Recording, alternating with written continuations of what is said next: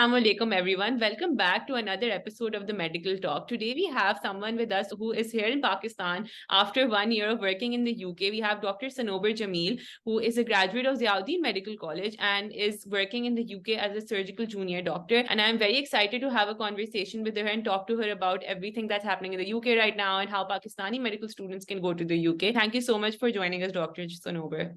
Thank you so much for having me, Anusha.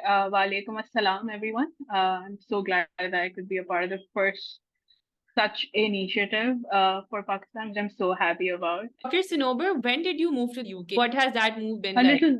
So I moved last year, but a little less than a year ago. I got my job somewhere around July time last year, but some visa restrictions at the time, I wasn't able to move till September. So um, I'm back in Pakistan now, but it's been a give and take of like 7 months properly working. Yeah. So what has that experience been like away from home? Because obviously it's a huge change for people who have been in Pakistan and living with their families their entire lives, and then they have to move to a new country, start working there, especially as a doctor, because the working hours are so long and there's so much responsibility involved. Because as medical students, we're always just assisting and observing, and then suddenly you get all of that responsibility. So what has that been like? It's exactly how daunting you make it sound. I have been someone who has never lived by themselves alone ever. I was always surrounded by family. I keep telling this to everyone that there were times when I was in my room for 12 hours either studying or doing something and not seeing someone outside, like not going in the lounge or anywhere. And still be fine because I knew when I would leave the room, there would be someone waiting for me. There will be food on the table, and they're going to be my parents that I can just chat with for 5 minutes, rejuvenate, and go back. Yeah. You know, that safety net, it was there. But now in that shoebox apartment that I live in, Greater London area, yeah, it's the gloominess is off the charts. And it does bother you. It gets to you. You have silent nights where you are crying to sleep because you miss home. Yeah. But it every day you have to remember what you did this for. Yeah. And definitely bad days are part of it, but there are some really good days, and then they make up for everything. And that's part. So the bad day and the good day is part of the formative experience of doing Yeah. this. It was harder in November. It got easier in December. In April, now May, I can say that I'm in a much better position than I was when I left. I'm much happier now. I'm glad that's the case. Alhamdulillah.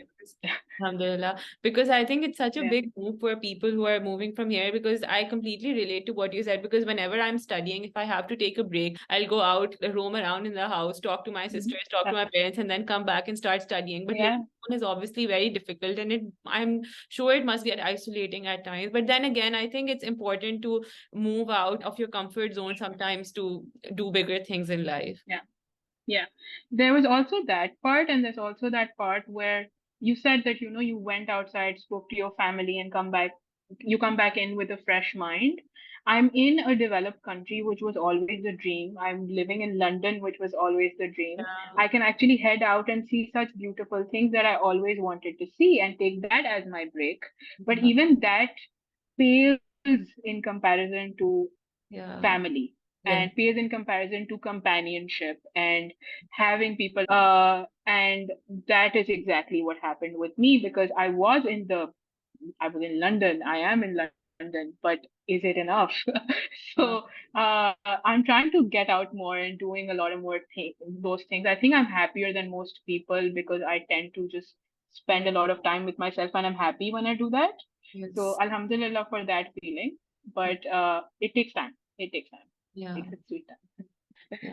Because obviously it's such a big change, so I'm sure that it takes time. Yeah. Dr. Sanober, why did you decide to move to the UK? Because generally, when you come into medical school, we're always thinking about what do we want to do after this. Because sometimes, honestly, a lot of people come in from backgrounds that are non-medical and they don't have doctors in their families and they don't even know that you have to do a postgraduate pathway. And then suddenly you are faced with all of that information and you have to decide. So why did you decide to move to the UK? So I'm going to take you way back, and I'll take you with a time when my great grandmother had her first granddaughter.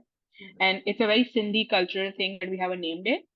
Yeah. And on the name day, yeah, on the name day, 7 days later, when my great grandmother was naming her granddaughter, she said, and this is such a horrible thing to do in this time and age where they told, she just explicitly said, she's gonna be a doctor when she grows up.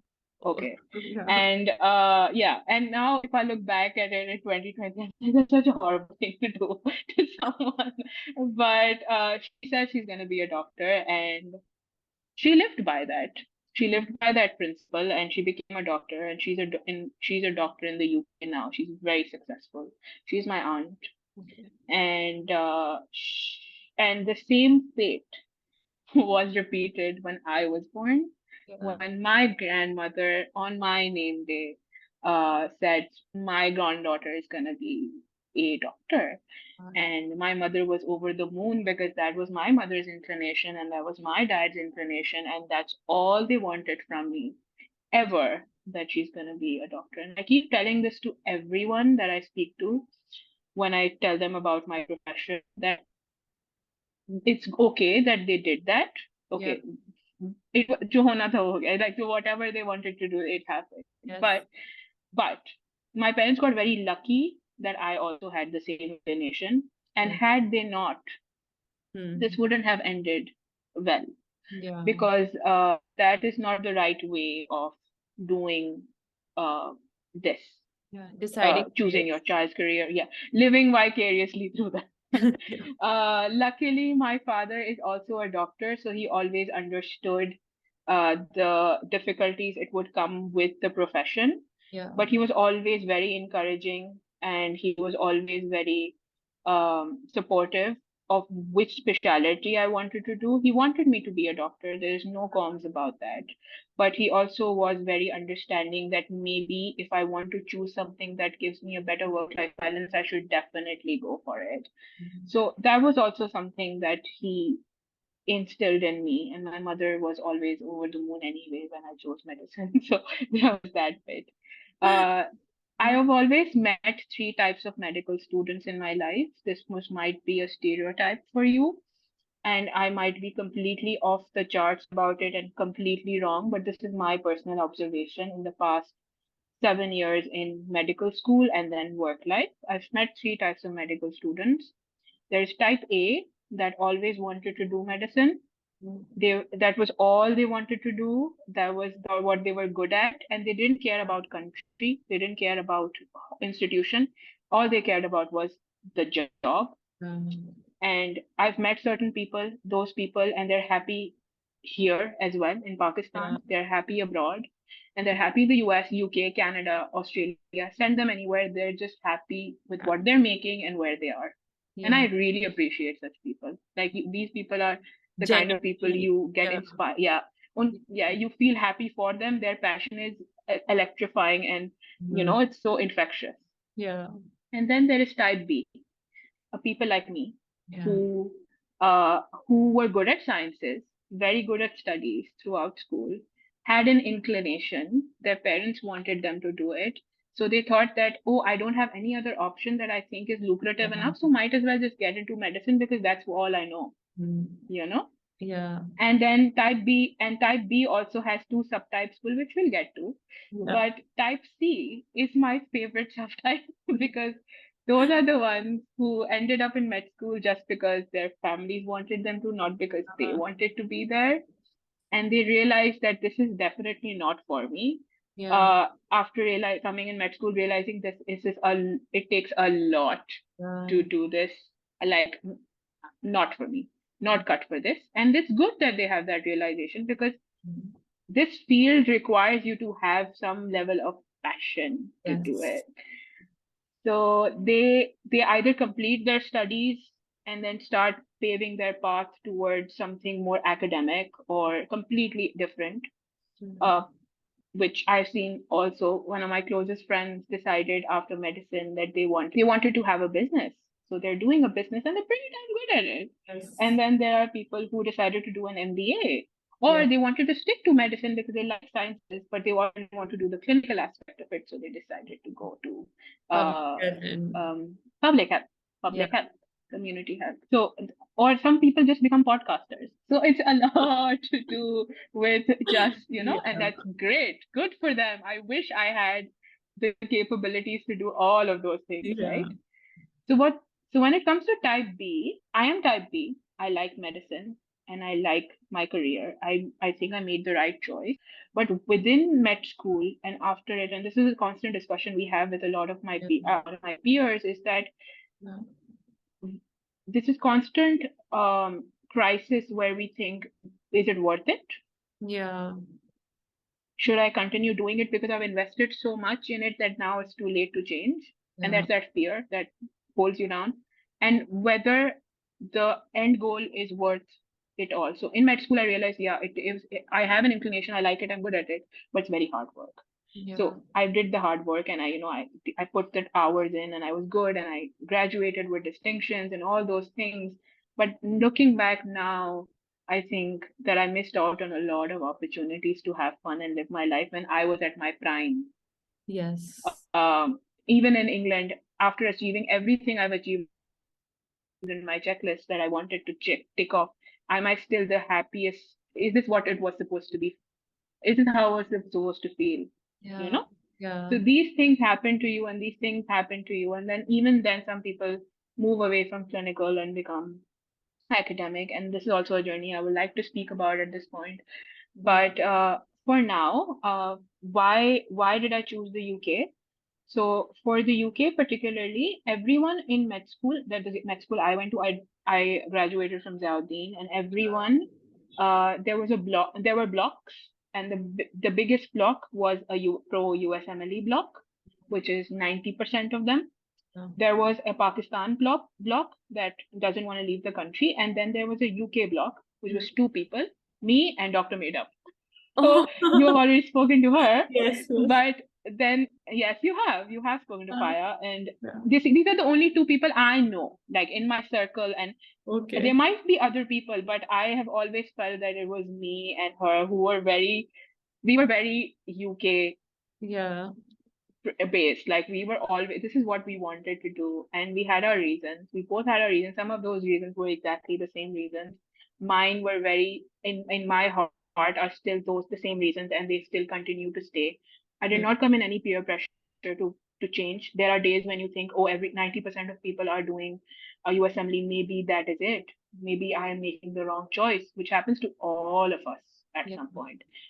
But I was never in that zone. Maybe not even for a day. Maybe for an hour at best. So I'm very close to my family. I am one of three siblings, and I'm the middle child, which means I grew up too soon, and I was also uh, don't want to give myself too much credit, but primary caretaker of my parents in the sense that they rely very heavily on me, both emotionally and physically, Yeah. and and I'm their voice of reason for a lot of things. So when you have that kind of responsibility as a daughter, you realize how important you are in their life, and you also are very close to them.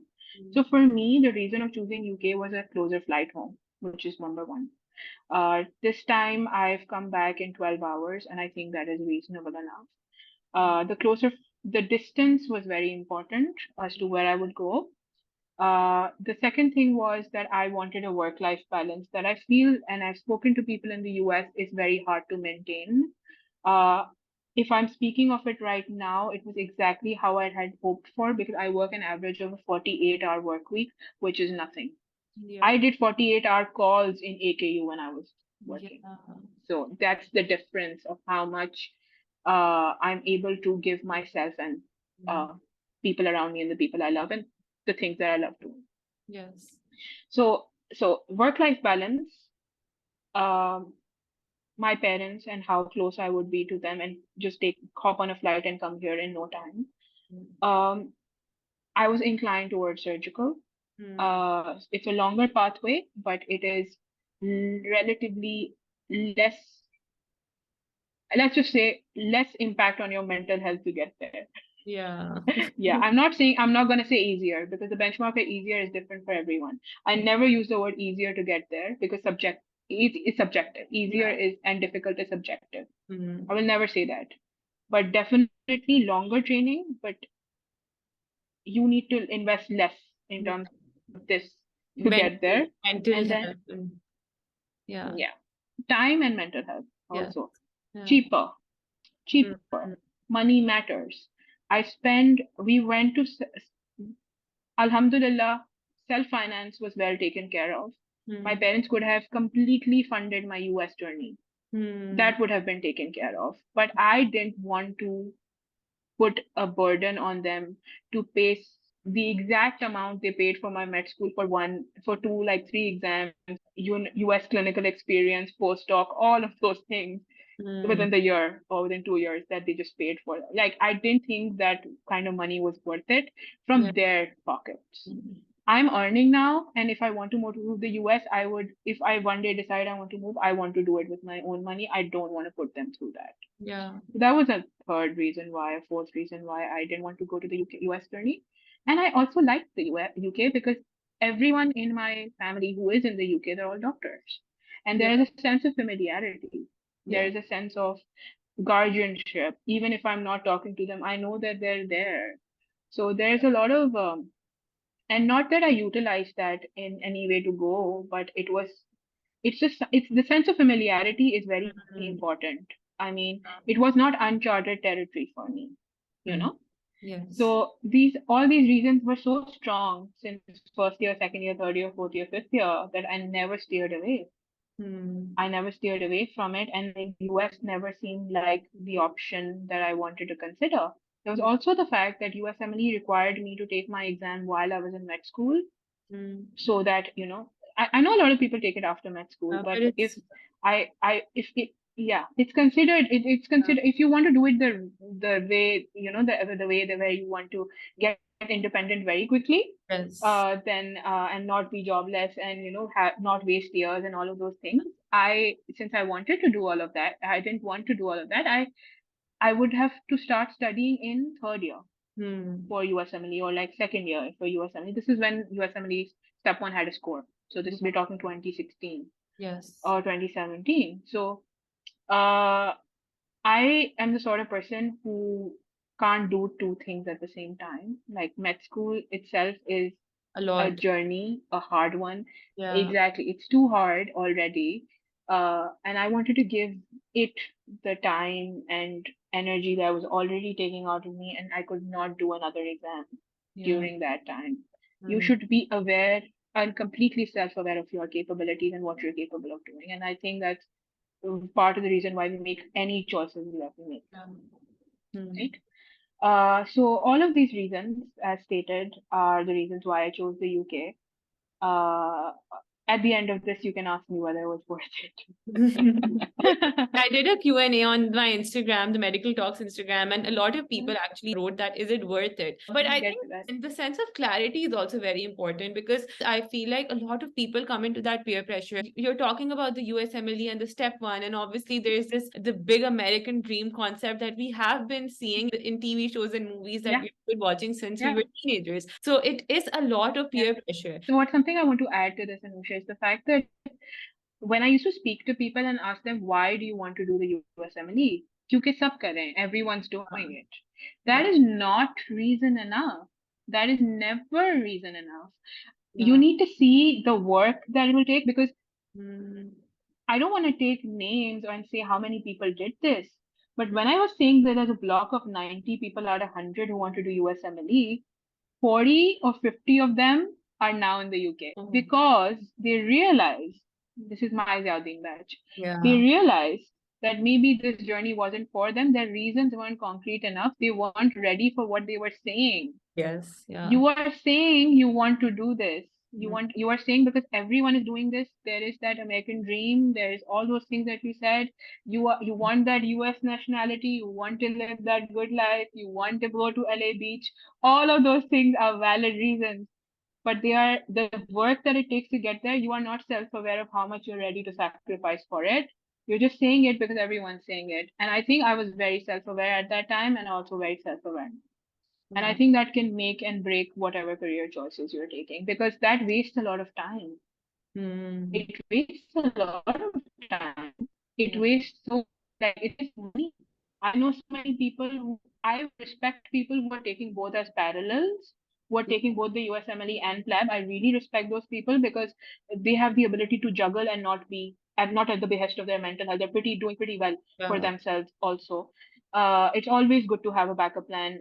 You Yeah. should not put all your eggs in the same basket. I've heard that from a lot of people about my own journey, Yeah. and I respect that. But when you waste money on a journey, study for an exam, still not do it, then it's just a lot of, at least find the reasons before you're taking the exam, right? Like, Yeah. that's all I say. Yeah, Yeah. obviously it's a learning curve and all of those things are true. For Mhm. anyone who's coming in now, we are doing this for them. Yeah. And for them, I would just say learn from our experiences. And if you want to take advice, then I would just say that make a pro and con list. Yeah. Uh, Pro and con list of what you want from your life, whether it's country based, you Hmm. want to stay, you want to come to London, come to London. You want to the American dream, follow the American dream. You want to stay home, stay home. There's nothing wrong with Pakistan, Yeah. but make that clear in your head now that this is what I want to do this for. This is how I want the next 10 years to look like for me. That's when you make that decision. It's not in the moment decisions. It's only going to confuse you any further. Sense of clarity is very important because a reason like कि सब कर रहे हैं तो मैं भी कर लूंगी is Yeah. not enough because Yeah. करने के लिए भी you need that sense of Huh. a lot of mental Huh. and that's required for the Huh. US journey, Huh. especially now because with the inflation Yeah. and other prices, it's very difficult and you need to also consider what your family dynamics are like. Does your family support Yeah. that kind of Yeah. commitment? Whether you want to get married, whether you want to have children, how do you want these are things that these are conversations we didn't have at 22, 21, 18. Yeah. But these are the conversations that are very real when Yeah. I'm 27. These are the conversations that we have now on a regular basis, whether my specialty choice agrees with the life that I want to live. I Mhm. want to do surgery, and every day is a struggle where I think when I see I work in surgery, I see whether I can have all the other things that I want while I'm doing this specialty. A lot of people went from surgical to IM, and this is the same question that a lot of people need to ask from themselves. Maybe not in med school, but as soon as house jobs start, they start their first job wherever it is, or residency starts. So when you're choosing residency, is whether this specialty agrees with your family dynamics, of course. How much hours you're ready to invest, whether you would be okay with getting called in the middle of the night, and whether you'd be able to leave, because Yeah. these are important things to consider, which people do not consider. Money, okay, we love the compensation, humanitarian grounds, and the nobility of the profession, but we don't think about how much we are going to get in invested and how much of us is needed. How much are we ready to give? It's like a relationship, right? It's not any different. It's how much effort you're willing to make for your job. At the end of the day, it's just a job. You need to see how much of it you want to for it to become your life. I did not want my work to become my life ever. I still am in that zone where the girl who was inclined towards medicine is still inclined towards medicine, and she wants to have her life as well. Yeah. So that is the kind of clarity that I hope more and more people, more and more medical students should start getting. Yeah. That's amazing. And I hope that it's easier for us as medical students to have that kind of clarity. Coming to this question that a lot of people have been asking, is it worth it? Is the UK worth it? Again brings us back to a very diplomatic answer. What do you want from life? Yeah. If you want compensation, if you want money, if money is what you're after, no. Hmm. That's the simplest answer. It's not. But how much money do you want? Yeah. Do you want enough money to be able to support rent, a lifestyle that you had in Pakistan, or something better than that? Have a social life, be able to buy nice things for yourself and your family, groceries, bills, Hmm. where you're working, whether you want to be a city girl or live in the suburbs, all of those things for me. So let's answer for myself. Yeah, Okay. yeah, it's worth it. It's 100% worth it. It's everything that I hoped for and more. Hmm. Because I come from a developing country, And while work, I did my house job from AKU, and which is the best tertiary care setup this country could have offered. And Yes. even then, I wasn't satisfied money wise. Let's speak money wise only for now. I wasn't satisfied with what I was making because that money would not afford me all the things that I just mentioned to you at this age. I wanted to get very independent very quickly, Yeah. and UK is giving me exactly that monetarily as Mm. a single female. Yeah. And plus, on top of that, if so, money we covered. Let's talk about way of life. I'm a woman. I don't feel safe in Pakistan. So I decided that I would be safer in a developed world. Is Mm. UK offering me exactly what I had hoped for?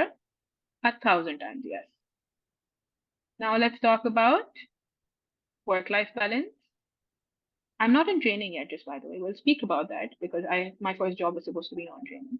But it's even as a non-trainee at an ST1 equivalent role, the hours that I have to put into this job, are they worth it? And what I make for it? Yeah, Yeah. 1,000 times, yes. Now let's talk about uh, what else is left. Why do we move? Training, Yeah. training, Yeah. training, the most important aspect, profession growth. Yeah. So I'm not in training yet, but Mm. I want to apply for training this year. I need to get my crest form signed. We will speak about that. Mm. But in terms of that, and in terms of the months I have put in so far, Mm.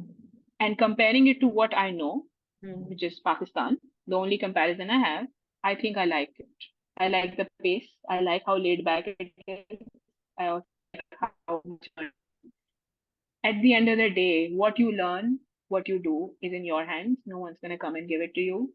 Yeah. Uh, in a training program, it's different because you are getting supervised by an educational and clinical supervisor. Mm. Here, as a non-trainee, I have demanded for one. I've gone out of my way and said, I want a clinical and education supervisor who becomes my mentor. Yeah. I go out of my way to my peers who know more than me so I can learn from them. Yeah. You take the initiative, you will learn, you will succeed. Mm. It is what it is. That Mm. the same thing happens in AKU, the same thing happens in Jinnah, the same thing happens in Dow. As long as you're ready to get out there, put yourself out there, you will get the help that you need. Mm. Yes, the training process is a much longer, Mm. but does it bother me? No. If Mm. I'm taking 2 more extra years to become a consultant, it Mm. does not bother me because it's the pace in which I'm living my 20s. I'm Yeah. happy with it. I'm satisfied. In this moment, I'm satisfied. So why would I Mm. say that it is bothering me or it's not worth it? Yeah. So when you're coming from a country like Pakistan or Bangladesh, because I know how Bangladesh training works, they don't get paid. We get paid. They don't That's get paid. Yeah, a lot of them don't get paid. My closest friends at my trust are Bangladeshi and she did not get paid. So you don't get paid for training here. If you're coming from a third world country where when you don't have restrictions to be held back in that country, and your parents have invested and you have invested significant time and money in your education, in this day and age, you should leave. And if you're leaving, then UK is a viable option and you should consider it. That's all I'm going to say. yeah. And then you can make that decision on your own. Yeah. And shukar and grateful. Being grateful is It so is. important. This thing that we're not happy anywhere or no one's happy ever, you need to be grateful of what you have. What I didn't have in Pakistan, I don't have. I have in the UK, but there are things in the UK that I don't have that I have in Pakistan. Mm. But professionally, I'm still grateful Yeah. That makes. because I was not making or I was not getting the appreciation, the praise, the reward, Yeah. whether it is monetary or just by words, the Mm. work culture, it the toxicity that I'm avoiding when I'm there, Mm. all of those things are so much better, right? Yeah. So That count makes. your gains as well. I don't know why people don't do that, but Uh, trying all the time, but like, yeah. That makes yeah. sense. So, Dr. Sanober, a lot of people, when I asked the question on Instagram about what questions people have from a doctor who's working in the UK, they asked about junior doctor strikes and how are they affecting your work and your pay and your future in the UK as a doctor. So, if you could talk a bit about that, what exactly is happening in the UK right now because you are there and you have seen it yourself. Yeah. So the junior doctor strike is a very consistent consistent question in my life as well, because uh, the last time it happened was 2016, and that's when we I was in med school. We were in second, third year, and we had heard about it. At least I had, because I was inclined towards going to the UK. Yeah. So I had heard about it, but I hadn't fully gauged as to why it was happening. I knew it was for money, but I did not know what it entails and what the specifics of this Yeah. are. But when it is a lived experience today, I have a lot of thoughts and I have a lot to share. So the junior doctor strike, I want people to understand why it's happening, Mm. and I also want people to understand that the lives of junior doctors Mm. is is tough. The life of any junior doctor is tough anywhere in the world. So whether you are going to be a junior doctor in Pakistan and are represented by the YDA, or if you are a junior doctor in the UK and want to be represented by the BMA, which is the British Medical Association, or not, or if you're or whatever um, version of this union exists in the US that I don't know the name of. If you are a junior doctor in the US, you are going to have a tough first few years Yeah. anywhere, and your representation by a union really matters. I don't know the work that YDA does for us, but as far as I know, in Pakistan, when I started my AQ house job in 2020, it was my pay was 50,000 rupees, which equals to somewhere less than 200 pounds in Mm. this exchange rate Mm. a month, and it has now become 60 for from what I imagine post inflation, post devaluation. Yeah. And I don't know how it is for Civil Dow, Jinnah, but Yeah. I know that Sindh is the least paid province, and then other provinces still get paid a lot more depending on their provincial budgets Yeah. and how things go. But it is never enough, and Mm. you realize this, that as a even as a freshman, even as a fresh graduate, the Mm. kind of work that you do and the nature of the work that you're in does not we don't deserve this compensation. We deserve a lot more. Yes. And then we look at our friends who have been to financial Yeah. institutions and then done finance degrees for 4 years, or even BBAs, Uh, not looking down upon them, but they make a lot more money with little, with no responsibility of someone's life in their hands. yeah. And then you start to compare, and that kind of is the crux of the junior doctor strike, where people have gone to med school, are in debt. Alhamdulillah, we are not.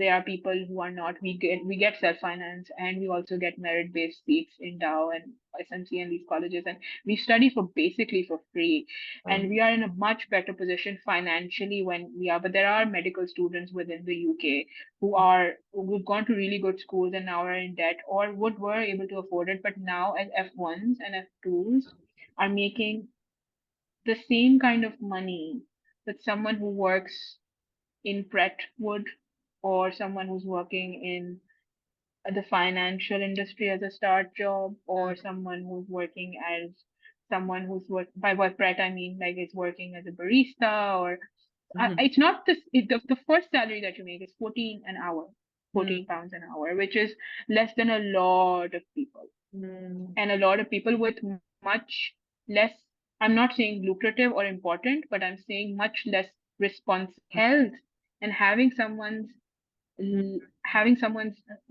life in your hands requires a lot of more responsibility. It requires a lot more, Mm. definitely a lot more hard work, a lot of thought, a lot of your own self, and Mm. our the nature of our job, we are expected, we should be paid a lot more. And given COVID, this momentum has been built quite considerably, Mm. because the doctors in the UK were very underpaid. They were paid in claps. That's why this is a common slave. That is, claps don't pay the bills. Yeah. They were paid. Yeah, so they were not valued. The OR lists, the number of patients that we see, A&E waiting times have gone up, but the number of junior doctors is leaving the UK because of the money we get paid, for one reason alone, which Mm. is that the pay rise is Mm. not met with the inflation. Hmm. So what the junior doctors in the UK are essentially demanding is pay restoration. We don't even use the word pay rise. We're not asking for a pay rise. I'm speaking when I say we, I become a part of them, but I we are asking for uh we're asking for pay restoration to match inflation since Yeah. 2008. And we're asking for a number which is 35% increase or pay restored for junior doctors. People need to understand that when I use the term junior doctor, this means anyone between FY1, which is foundation year one, till ST7, ST8 when you become a registrar, but not a consultant. So anyone below a consultant is considered as a junior doctor who has a grade. So these are the people that are striking.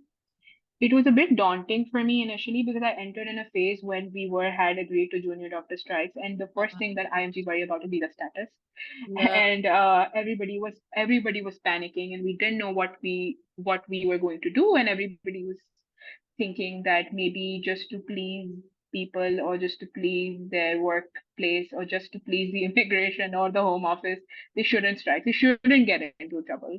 But I've Yeah. come to realize over time that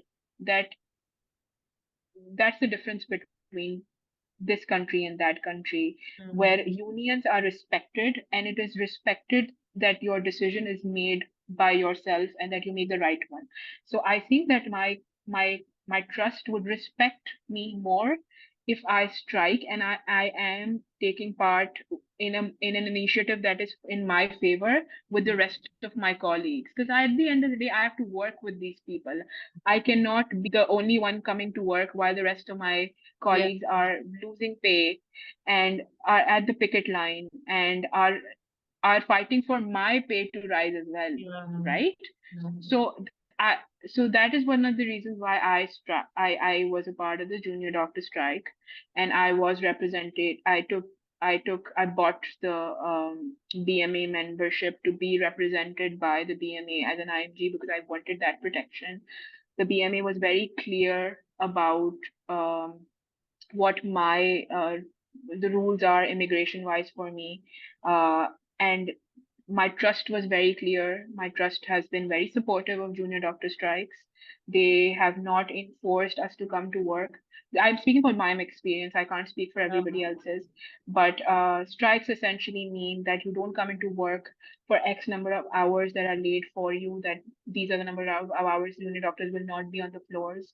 And the way strikes work is that the first strike, this action, the industrial action, was for 72 hours, where there was no junior doctor on the floor unless it was a decision they made themselves to come, Hmm. or they were doing locums, or they believed or not believed in strikes. But I think if 98% of junior doctors vote for a ballot, that means that 98, who are the 700 who didn't? Like, that's the Yeah. running joke. Like, who are these people? We need to find out. So Yeah. so the consultants step down, which means that when the consultants step down, this is how you put pressure on the government. So when the consultants step down as junior doctors, they cancel their OPDs, they cancel their theaters, they cancel their lists, and Mhm. that's how they lose money. And they ask for more money per hour as consultants to cover for junior doctor strikes because they're taking a Yeah. role that is Yeah. below, and then they lose, and then the trust lose money, and the trust will put pressure on the government that we can't survive without junior doctors because we're paying consultants 200 an hour, and they Yeah. have. Yeah. And this is putting so much pressure on patients. Patient safety, health is compromised, and that is how strikes work. So we've had two strike actions so far. One was 96 hours. I was part of both of them. I lost money Mm. in my wage. You will, when you're not working, you lose money, Yeah. but it is for the greater good. Yeah. And it's for a, so you lose money now, but the gain, if you At get the that end of the gain, day, yeah. if we're successful, yes, Mm. yes. So for me, it's I know for some people it would be very financially, if people with families particularly, it is a stressful time. But the BMA, I'm not a representative of the BMA, I'm just a member of the BMA, but I have seen them support people financially as well who needed it, who wanted to strike but couldn't because of financial reasons alone. And I completely respect those reasons, but Mm. yeah, so that is what the junior doctor strike is. Now let's talk about what my what I think should be the resolution, and Yeah.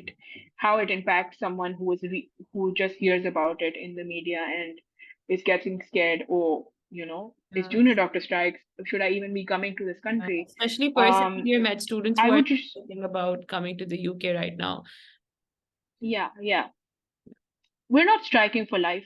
Yeah. So that's one thing. It's a very in the 2000, in 2016 they reached a compromise. It wasn't the best compromise, but it was a compromise nonetheless. Okay. Uh, there was a new junior doctor rota and contract at the time, which is now called the 2016 junior doctor contract that I am on, which is the one that has continued since then. Yeah. My deal is that, and my understanding is, if anyone is listening, and I think that this is how it's gonna get resolved. I can't speak numbers. If I Yeah. knew numbers, I wouldn't be here.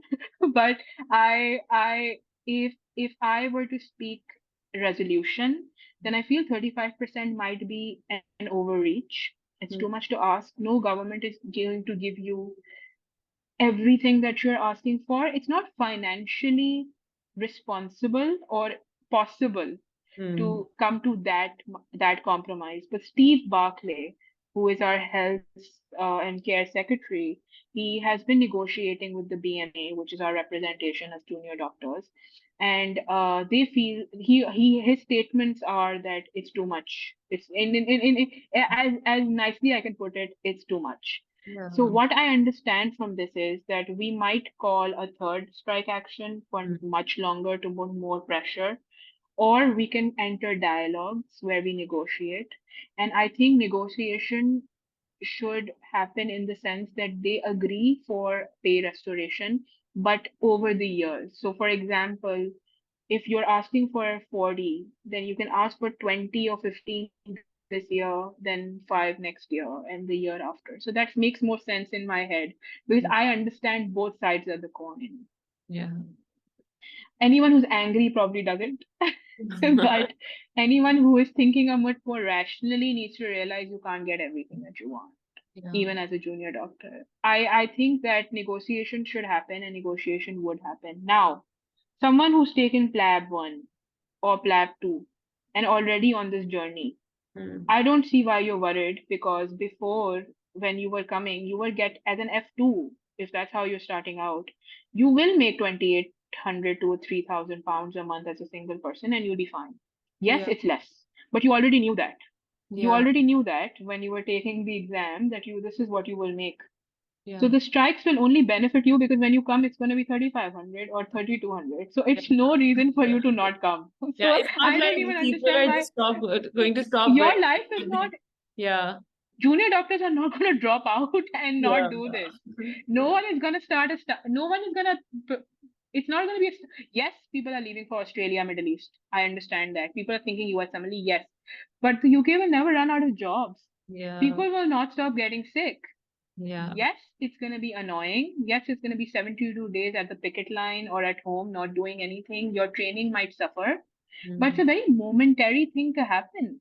mm, You fall sick and your training suffers. It's not the same thing, yeah. but this is for a cause. So Mm, I don't understand when people say, "Oh, it's steering us away from the UK." You need to realize we're fighting for you, mm, because in this moment, if I'm losing money, I'm yeah. fighting so that when you come, you get paid better than I do. Yeah. So people who are already on this journey don't need to worry. Yes, you can get scared, but don't worry about it. Mm, Yes, you can worry about the fact that you get paid less, but you already knew that. And also, again, less depends on how much you want to make. yeah. And the second thing is that, yes, you will get paid less than the US. If that's the answer to your question, then yes, you will get paid less than the US in when you become a consultant. But initially, junior doctors get paid somewhere around the same amount. It's Yeah. not very different in Yeah. terms, because if you work in London, you get paid 2,000 extra every year anyway. Mm, That's something that I wanted to address. mm, But if you were a third year, a fourth year, a fifth year, even, mm, and you are still thinking as to where you should be, then please again reassess what you want to do and see whether you want to make that kind of money, because you have time. You yeah. have not invested much. Mm, So my junior doctor strikes in 2023 should not bother you, because you need to wait for the results of my junior doctor strike for you to make that decision. You can't do much, right? yeah. What if you Yeah. Yeah. What if the US starts Interesting. striking for the money they make? Well, think about it. Like there's just so much. There's Yeah. so much to think, right? Don't worry about the future that much. uh, so yeah, that's how I put this to people who are being a bit more pessimistic. That become realists instead. Yeah, Optimism is fine also, but like realism is what I would encourage at this that point. makes sense. And I really hope that there is a Yeah. positive solution to the entire situation and the government agrees to restoring Yeah. the rights of the junior doctors. Because because of two reasons. Junior Hmm. doctors are not the only ones that are striking. So the UK has bus trained lawyers, teachers, nurses, ambulance workers. I didn't know. Everyone is striking at the point. So you need to see that it's an economy situation. It's a Tory government situation. It's a whole thing where it's not everyone. It's not just junior doctors. Everyone is asking for pay rise to match inflation.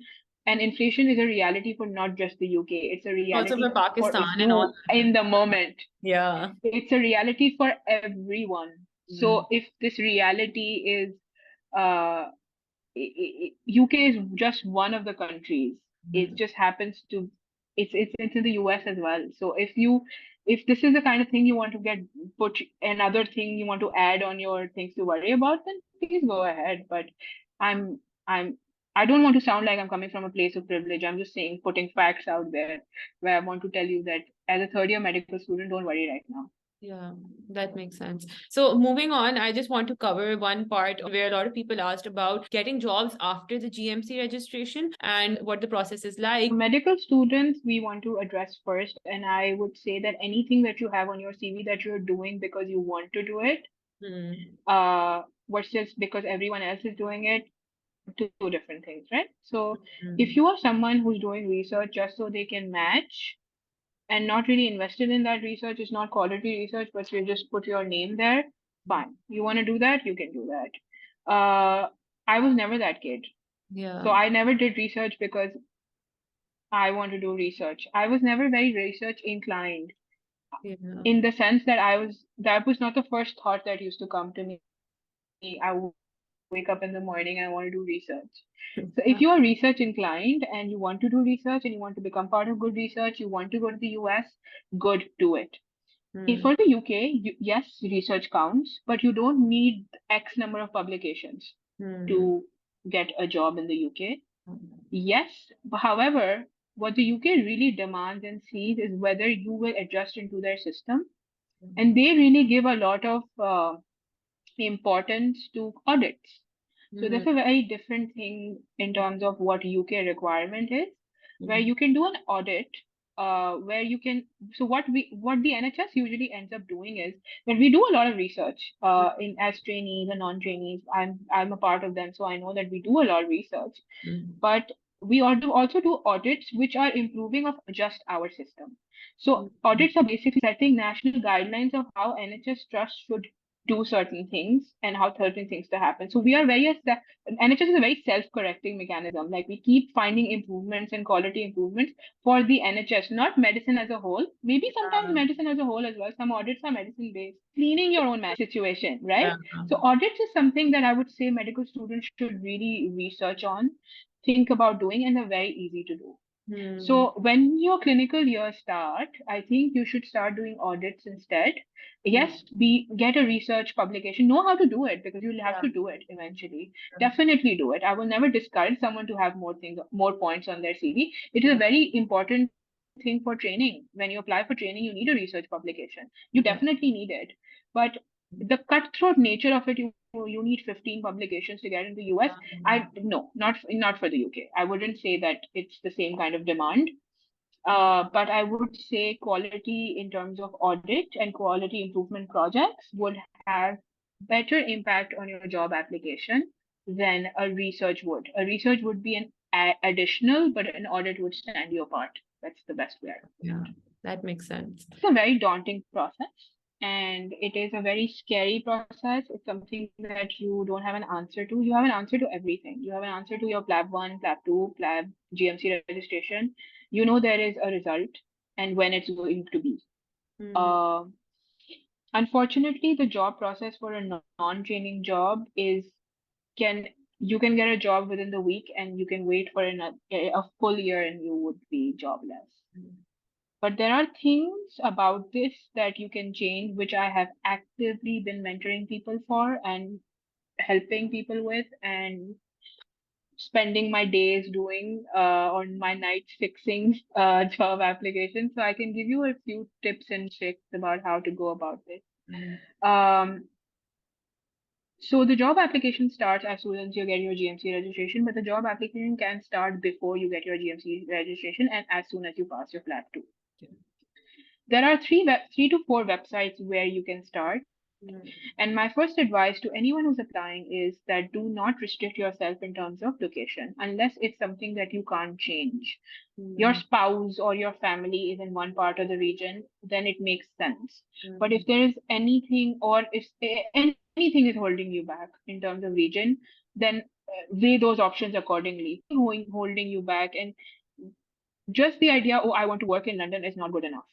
Just the idea of this, don't come with the expectation that your first job is going to be in London. That's an unrealistic expectation.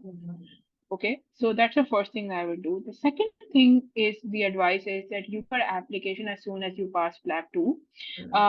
And you can start it on websites called Health Jobs slash Track Jobs. The other one is NHS Jobs. Then there is the BMJ, and the third Scotland.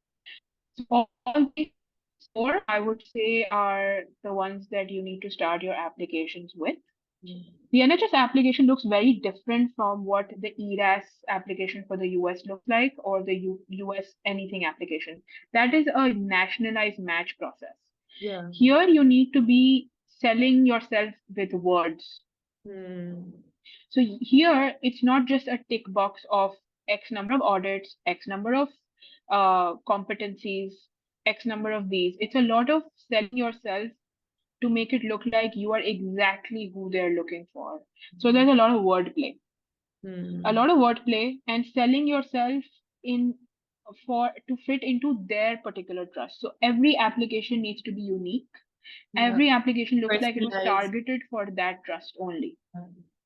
Yes, very personalized. And the reason why people make 800 applications and still end up one interview is because they don't give a shit about it. I'm sorry about the language, but they don't care about it.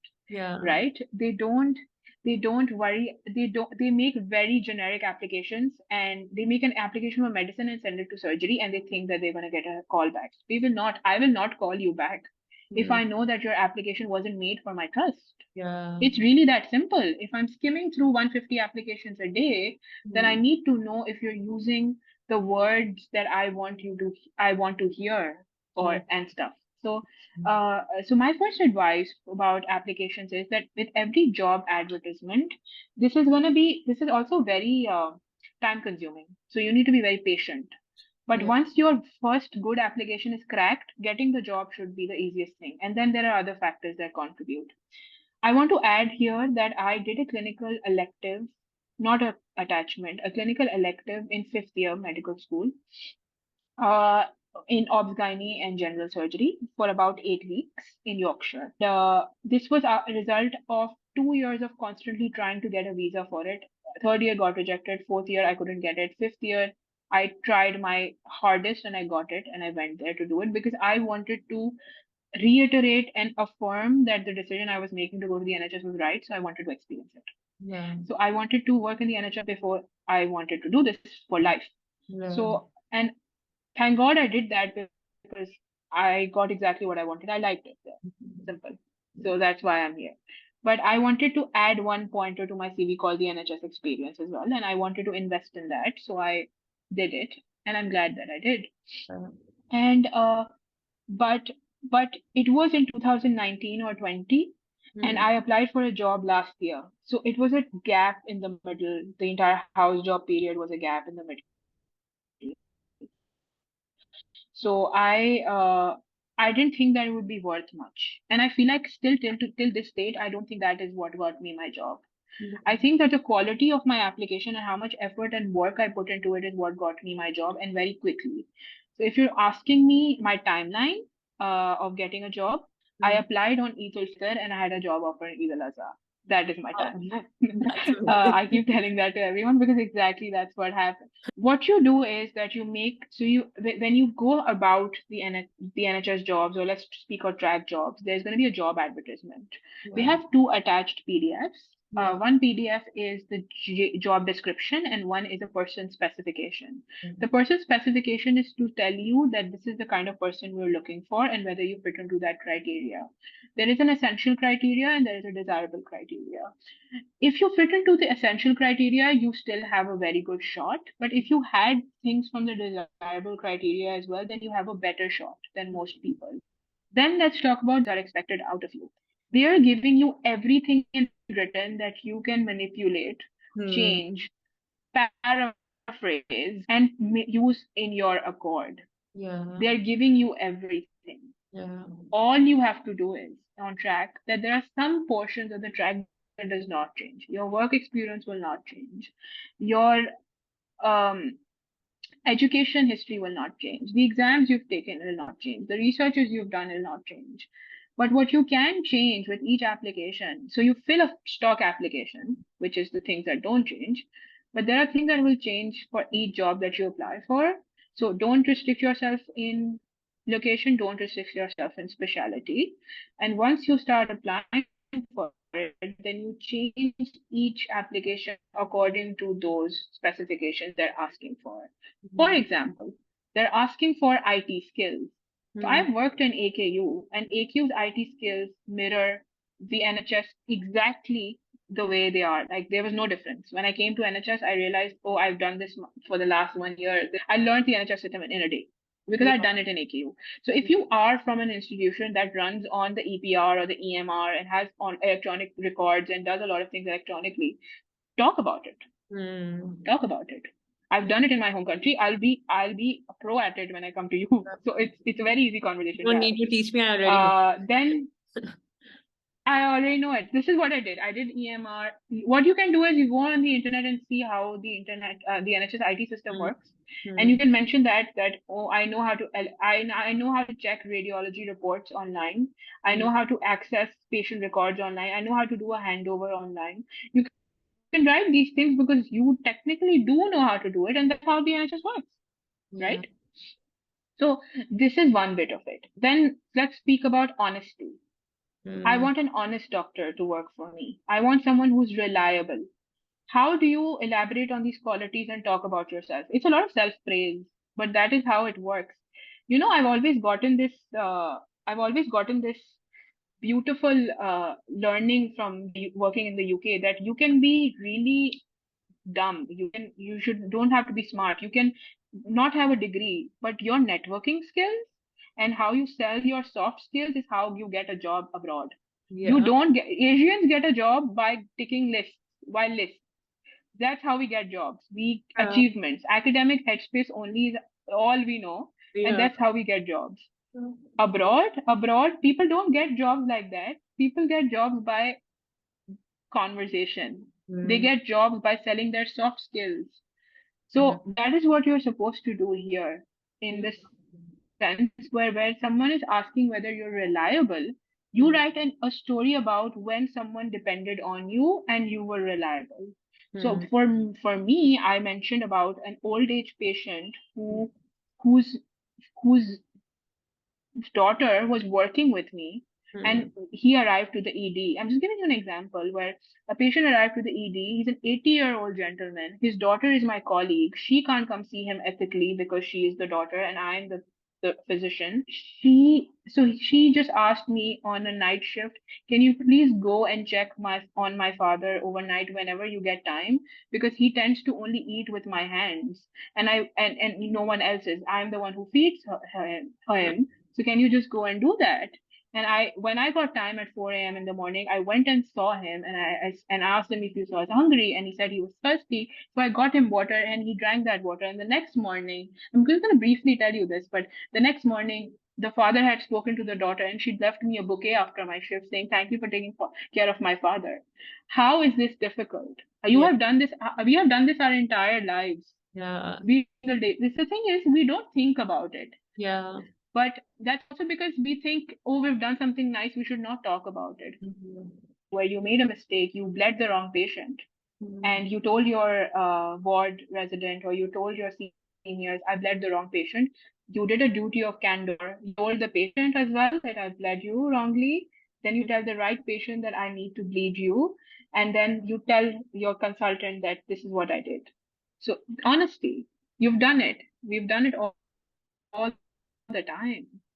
So these are the kind of Yeah. instances that make and break your application, which people pretty much miss. They just mention that I've done this, this, this, this. I know how to put in a cannula.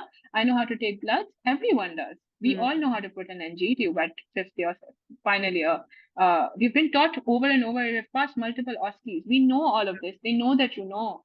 But which part of this is what makes you different from the others? And this is that bit. That makes And let's talk about yeah, and that's what you mentioned in your supporting statement, and that makes and breaks your application. But there are some columns within the application that I wish that we can fill better as IMGs than most people. Is the part where we talk about competencies. So a lot of people will be registrars in their home country, but will be filling applications like registrars, but for jobs that are on a very lower level. So if you're filling an F1 application, an F2 application, SHO application, or mm. an ST1 application, then please don't write that you can do an appendectomy on your own, or a cholecystectomy on your own, or you are independently doing a tracheostomy. Mm. No one in F2 is doing that. No one in F1 is doing that in the NHS. Yeah. Just write the core competencies that you are expected to know, Yeah. such as the things that I just mentioned: cannulas, IV lines, drug charting, and GT. So no, so just go on Google. It's a simple search. Core competencies first year, core competencies second year, core competencies ST1. See whether you can fit those core competencies and then list them. You have to have like 8 of them. And you don't need to write the fact that you know how to do electrocardioversion in everything. You don't have to write that you can do sutures in for a medicine job. So Mm. be selective in what you're choosing. Because a lot of people will write, I've done basic surgical skills, oh, I have surgical researches, I have surgical courses, and all of those things. You're mentioning it for a job, that psych job, a derm job. Yeah. No, they know that you made that application for someone else. What makes and breaks? Yeah. Yeah. So that's what makes and breaks your application, which a lot of people don't understand. I'm more than happy for people to reach out because I've been doing it for a year now, where I've edited a lot of supporting statements and given the same thing that I'm telling you right now in a much more detailed manner, word to word, application page to application page of what needs to change. I'm more than happy to anyone who wishes to reach out. That's amazing. That was such a helpful conversation, and I'm really glad that we touched on topics that a lot of people had questions about. And I hope that a lot of people will find this helpful, inshallah. So I think that brings us to the end of our conversation. It was a pleasure talking to you, and I had so much fun, and it was a lot of useful information. Thank you so much for joining us. Thank you, Anusha. Thank you.